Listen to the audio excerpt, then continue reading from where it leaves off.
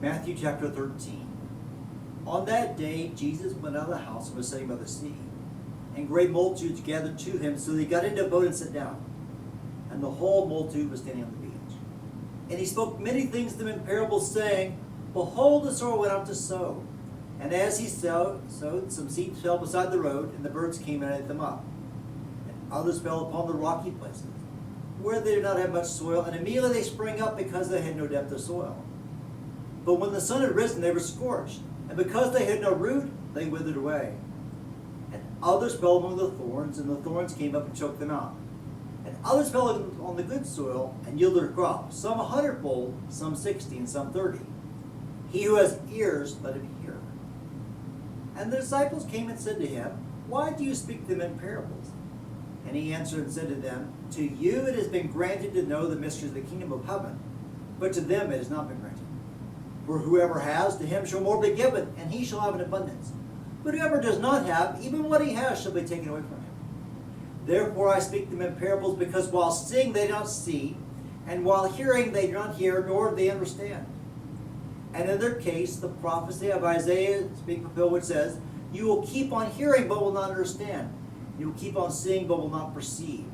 For the heart of people have become dull, that with their ears they scarcely hear, and they have closed their eyes, lest they should see with their eyes, and hear with their ears, and understand with their heart, and return, and I should heal them. But blessed are your eyes because they see, and your ears because they hear. For truly I say to you, that many prophets and righteous men desire to see what you see and did not see it, and to hear what you hear and did not hear it. Hear then the parable of the sower. When anyone hears the word of the kingdom and does not understand it, the evil one comes and snatches away what has been sown in his heart. This is the one on whom seed was sown beside the road. And the one on whom seed was sown on the rocky places, this is the man who hears the word and immediately receives it with joy. Yet he has no firm root in himself, but is only temporary. And when affliction or persecution arises because of the word, immediately he falls away. And the one on whom seed was sown among the thorns is the man who hears the word, and the worry of the world and the deceit of the riches choke the word and becomes unfruitful.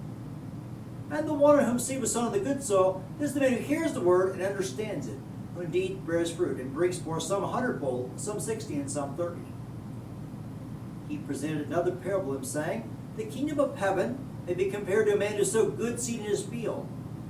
But while men were sleeping, his enemy came and sowed tares also among the wheat, and went away. But when the wheat sprang up and bore grain, then the tares became evident also. And the slaves of the landowner came and said to him, Sir, did you not sow good seed in your field? How then does it have tares? And he said to them, An enemy has done this. And they said to him, Do you want us then to go and gather them up? But he said, No, lest while you're gathering up the tares, you may root up the wheat with them. I'll have both to grow together until the harvest. And in the time of the harvest, I will say to the reapers, First gather up the tares and bind them in bundles to burn them up, but gather the wheat in my barn. He presented another parable of him, saying, The kingdom of heaven is like a mustard seed, which a man took and sowed in his field. And this is smaller than all the seeds, but when it's full grown, it is larger than the garden plants, and becomes a tree, so the birds there come and nest in its branches.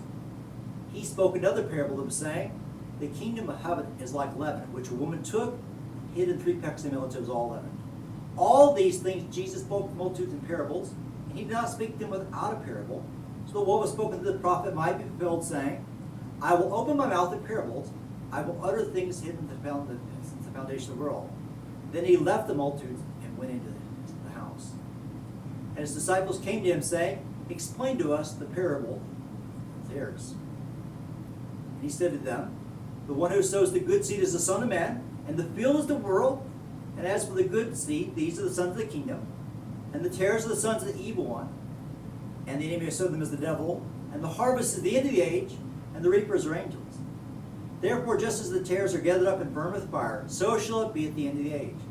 The Son of Man will send forth his angels, and they will gather out of his kingdom all stumbling blocks and those who commit lawlessness, and will cast them into the furnace of fire. In that place there shall be weeping and gnashing of teeth. Then the righteous will shine forth as the sun in the kingdom of their Father. He who has ears, let him hear. The kingdom of heaven is like a treasure hidden in the field, which a man found and hid, and from joy over it, he goes and sells all that he has and buys that field. Again, the kingdom of heaven is like a merchant seeking fine pearls.